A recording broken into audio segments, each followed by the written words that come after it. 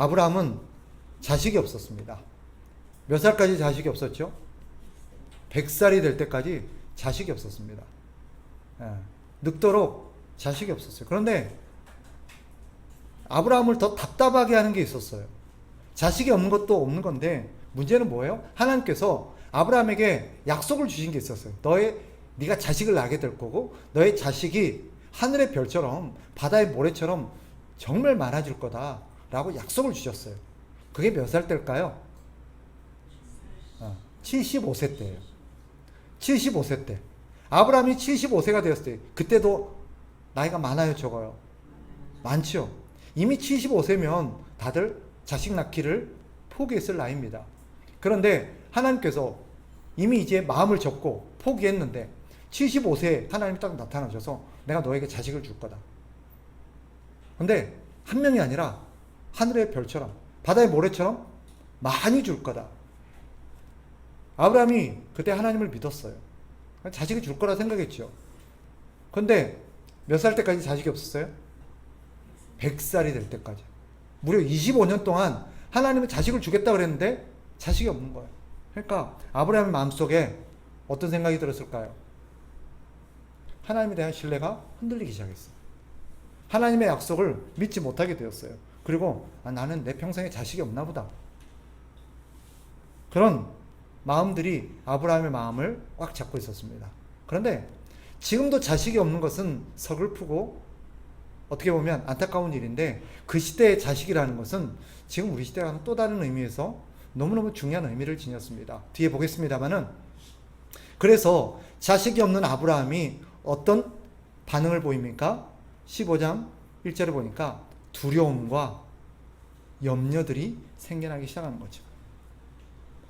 하나님이 근데 그때 딱 나타나십니다. 하나님이 아브라함에게 나타나셔서 내가 너에게 자식을 줄 거다라는 얘기를 다시 하세요. 그런데 오늘 본문에 보면 하나님이 뭐라고 말하냐면 아브라함아 두려워하지 마라. 두려워하지 말라. 왜? 내가 너의 방패고 너의 지극히 큰 상급이다 라고 말합니다. 아니 우리가 상식대로 하면 지금 아브라함이 기다리고 있는 게 뭐예요? 자식이에요. 봐봐요. 하나님께서 내가 너의 큰 상급이고 내가 너의 방패다 그랬을 때 아브라함은 도대체 뭘 주려고 그러세요? 2절에 보니까 하나님 뭘 주려고 그러세요? 나는 자식이 없어요. 아브라함의 마음속에 온통 무슨 생각밖에 없어요? 자식이 없다는 생각밖에 없어요. 그러면 하나님이 이 아브라함의 마음을 알까요? 모를까요? 알아요. 그러면 하나님이 딱 나타나셔서 뭐라고 얘기해야 맞아요? 그렇죠? 하나님이 아브라함 두려워하지 마라. 걱정하지 마라. 그리고 뭐라고 얘기해야 돼요? 내가 너에게 자식을 줄 거다라고 얘기해야 돼요. 그런데 그 얘기를 하지 않고 내가 너의 방패고 내가 너의 상급이다라고 얘기해요. 왜 이 얘기를 할까요? 그것은 아브라함이 두려워하는 진짜 이유가 거기 있기 때문에. 아브라함이 두려워하는 게 이유가 뭐예요? 자식이 없다는 거예요. 근데 왜 자식이 없는 걸 두려워할까요? 왜 자식이 없는 것을 이렇게 걱정할까? 그것은 그 시대에 자식이 갖는 의미 때문이에요.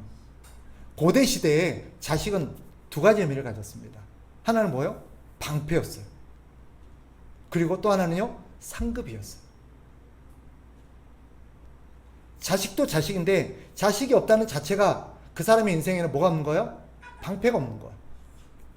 또 뭐가 없는 거예요? 상급이 없는 거예요. 그 시대에 자식이 없다? 저 사람은 자식이 없네? 사람들에게는 어떤 의미로 해석이 돼요? 저 사람에게는 이제 방패가 없구나. 저 사람에게는 뭐가 없다? 상급이 없구나. 라는 거 이해가 된 거예요.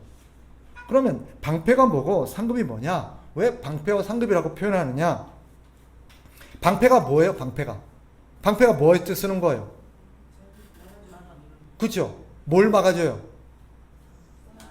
상대의 무기, 상대의 공격으로부터 나를 보호하는 거예요. 그죠? 그게 방패예요. 그러니까 방패는 어디에 쓰는 무기예요? 어디에 쓰는 도구예요? 싸울 때, 전쟁할 때 쓰는 거예요. 고대 시대에는 이 방패라는 것은 무엇과 관련된 전쟁과 관련돼 있어요. 그 시대에는 뭐가 많았을까요? 전쟁이 많았어요. 지금도 싸움이 많지만 그 시대는 뺏고 빼앗는 전쟁들이 많았어요. 무법천지였어요. 그러니까 사람들은 자기를 보호할 뭐가 필요했던 거예요?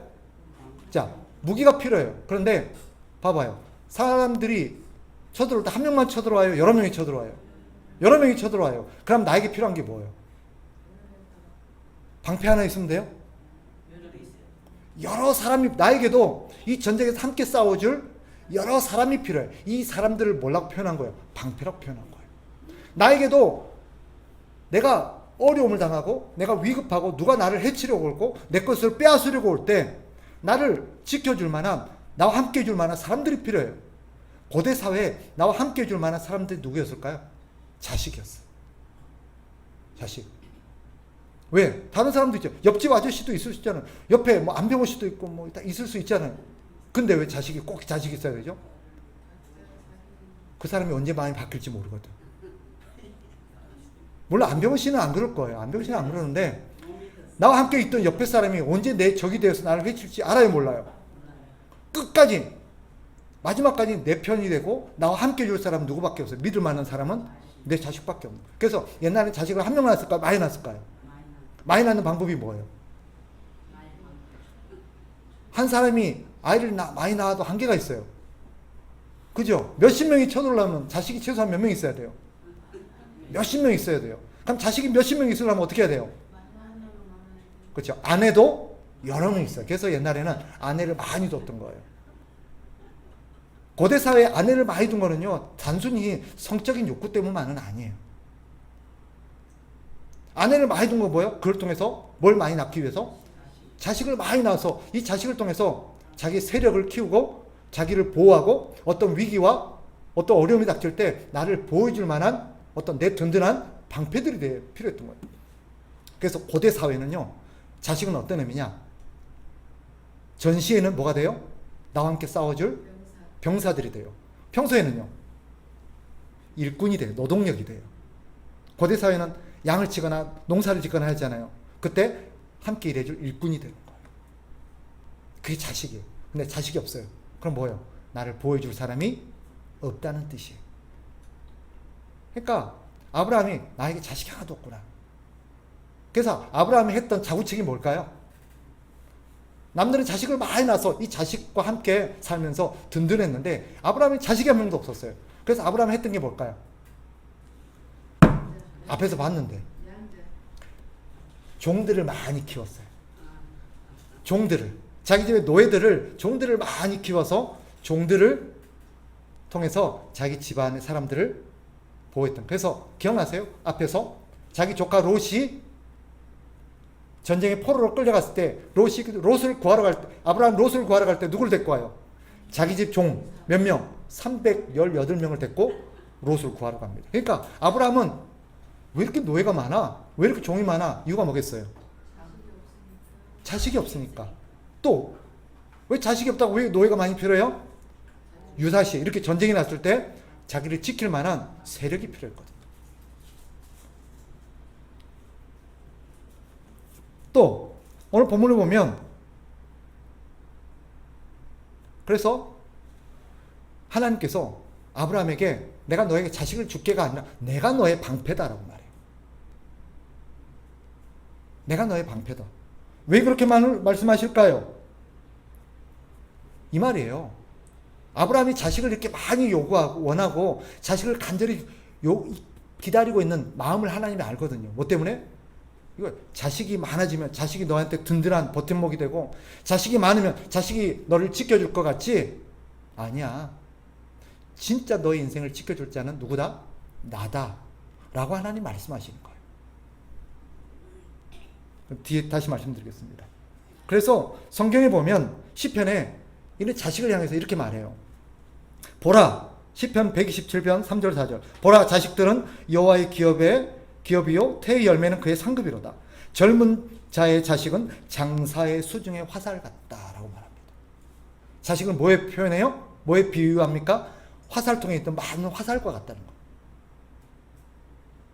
왜 그렇게 비유한지 아시겠죠? 자식은 고대 사회 든든한 자기의 어떤 방패와 같은 존재들이었어요. 또 상급이라고 표현했죠. 왜 자식을 상급이라고 표현할까요? 이거예요. 고대 사회에 자식이 많이 있다는 것은 어떤 의미일까요? 하나님께 복을 많이 받았다는 뜻입니다. 근데 고대 사회에서 자식이 하나도 없다. 무슨 뜻이 될까요? 하나님 앞에 저주를 받았다고 생각했어요. 자식이 없는 이유는 하나님 앞에 벌을 받아갖고 하나님이 천벌을 내려서 저 사람한테 자식을 안 주는 거다라고 고대 사회는 인식이 되었어요. 사실은 불과 한 100년 전만 해도 우리나라에도 그랬어요.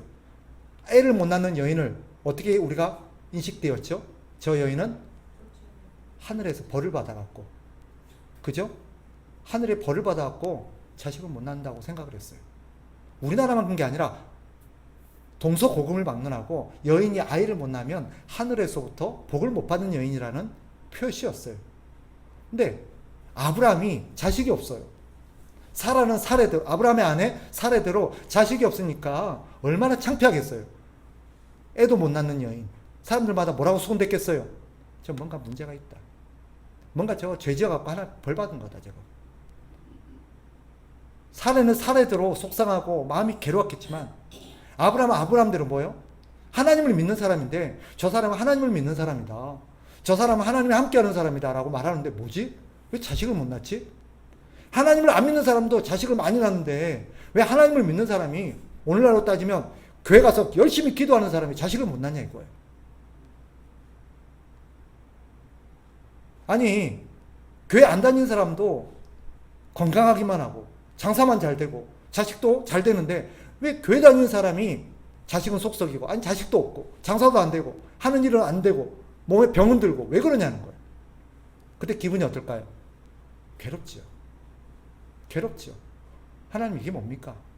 아브라함의 마음이 그거예요. 하나님 내가 하나님을 안 믿는 것도 아니고 하나님을 모르는 것도 아니고 하나님의 약속을 받지 못한 것도 아닌데 아브라함의 마음속에 있는 마음 너무 괴롭고 속상하고 비참한 거예요. 하나님이 뭐라고 하세요? 내가 너의 상급이고 내가 너의 방패다. 상급. 아브라함은 자식을 상급이라고 생각한 거예요. 그죠? 자식이 많이 태어나야 내가 하나님 앞에 복 받은 거고 내가 상을 많이 받은 거다. 하나님 앞에 복을 많이 받은 거다라고 생각해서 자식만 기다리고 있는데 자식이 없으니 자기는 복을 못 받은 존재라고 생각되는 거죠. 근데 하나님 뭐라고 말해요? 자식이 복이 아니야. 내가 복이지. 내가 복이지. 지금 그 얘기 하시는 거예요. 하나님은 두려워 말라. 내가 내 방패고 너의 지극히 상급이다. 근데 그냥 상급도 아니고 지극히 큰 상급이래요. 지극히 큰 상급. 지금까지 아브라함은 어떤 생각으로 살아왔어요? 자식이 있어야 된다. 꼭 자식이 있어야 된다. 자식이 있어야 내가 안전하고 보호받고 나이 먹어서 늙어서 내가 이 자식들의 돌봄과 보호를 받는다 라고 생각했어요. 자식이 없는 노년의 아브라함은 마음이 비참하죠. 걱정이 되죠. 늙어서 힘이 없어지면 누가 나를 지켜줄까? 지금 내가 젊어서 또 노예들도 내가 힘이 있으니까 내 말을 잘 듣는데 나이 먹고 힘 없어지면 노예들도 언제 나를 배신할지 누가 알아요? 그러면 내가 내 재산, 내 가족들 누가 지켜줘요? 아브라함의 마음이 걱정이 있는 거예요. 그런데 하나님이 그 아브라함의 마음을 아시고 자식이 너의 상급인 것 같고 자식이 너의 방패가 될 것 같지? 아니야. 내가 너의 방패고 내가 너의 상급이야. 라고 말씀하시는 거예요. 이것을 오늘식으로 표현하면 자식이 있어야 노년에 든든할 것 같고 자식이 있어야 그 자식이 나를 보호해주고 챙겨주고 지켜주고 끝까지 나와 함께 해주고 여기 있는 우리 시니어들 그렇을까? 자식이 우리가 기대했던 것처럼 항상 내 편이 되어주고 나를 잘 섬겨주고 항상 내 걱정해주고 항상 나를 돌봐주고 내 필요를 채워주고 나한테 문제가 있으면 항상 제일 먼저 달려와주고 그리고 내가 늙어서 내가 힘없고 아무것도 할 수 없을 때 우리 자식이 나를 걷어서 편안하게 내 노년을 돌봐줄까요?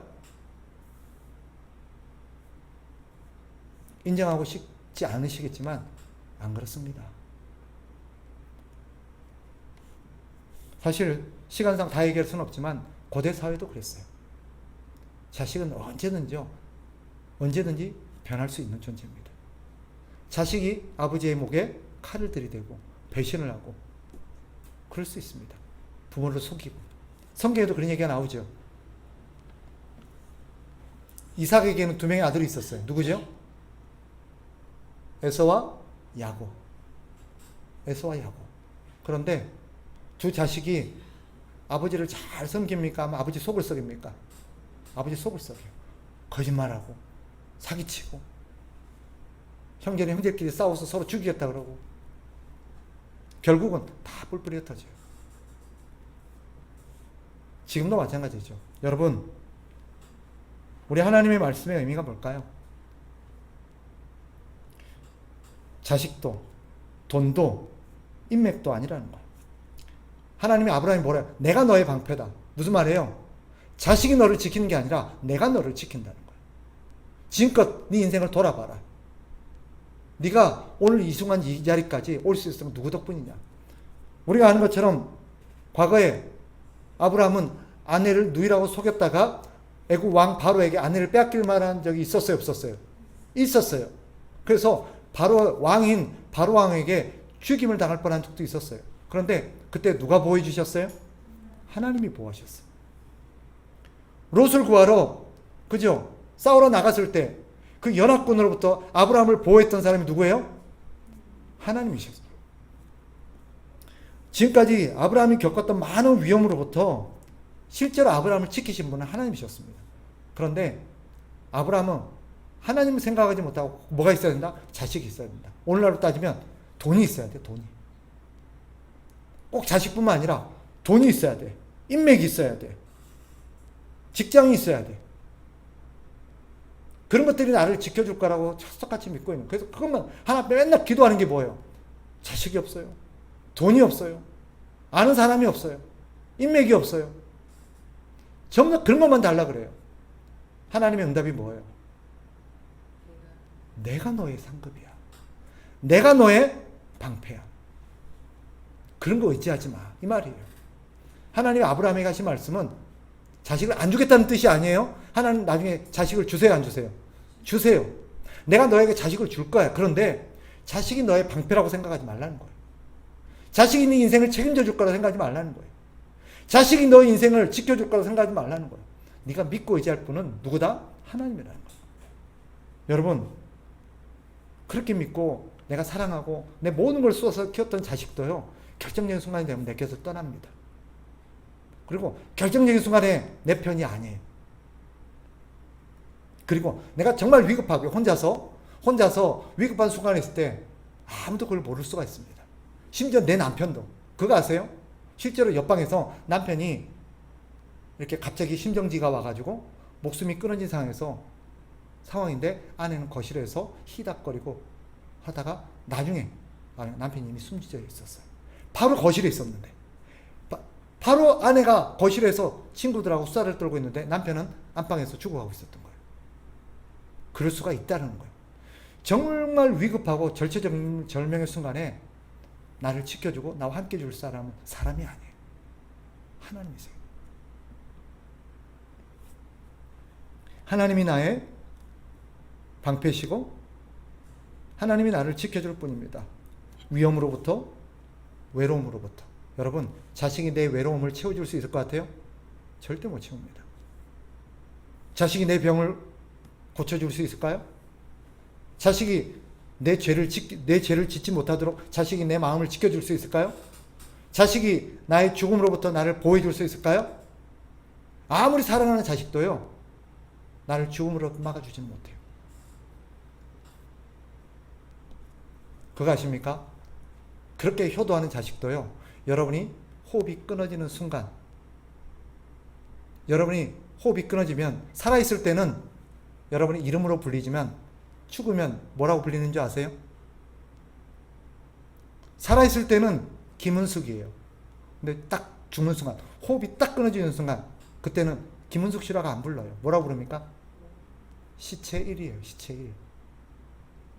아무리 나에게 효도를 잘하고 아무리 나를 사랑하고 나를 위해 죽을 것 같은 자식도요, 내가 호흡이 딱 끊어지는 순간 나와 같이 잘까요?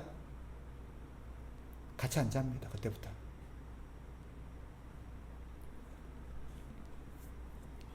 내가 죽물 때, 내 호흡이 끊어질 때 마지막 나를 지켜주고 나를 구원해 줄 분은 오직 하나님밖에 없습니다.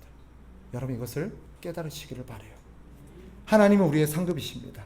우리가 평생에 많은 업적을 남길 수 있고 이런저런 수고를 많이 해서 돈도 많이 벌고 명성도 쌓고 재산도 많이 모으고 친구도 많이 사귀고 뭐 여러 가지 상장도 많이 받고 그래서 여러분 나름대로 상급과 업적들을 많이 쌓을 수 있을 겁니다.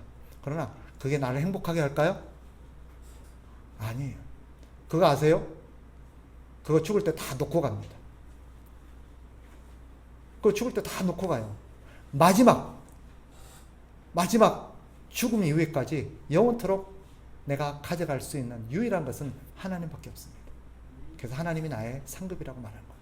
하나님이 지극히 큰 상급이라고 말씀하시는 이유가 뭐예요? 다른 것과 비교가 안 된다.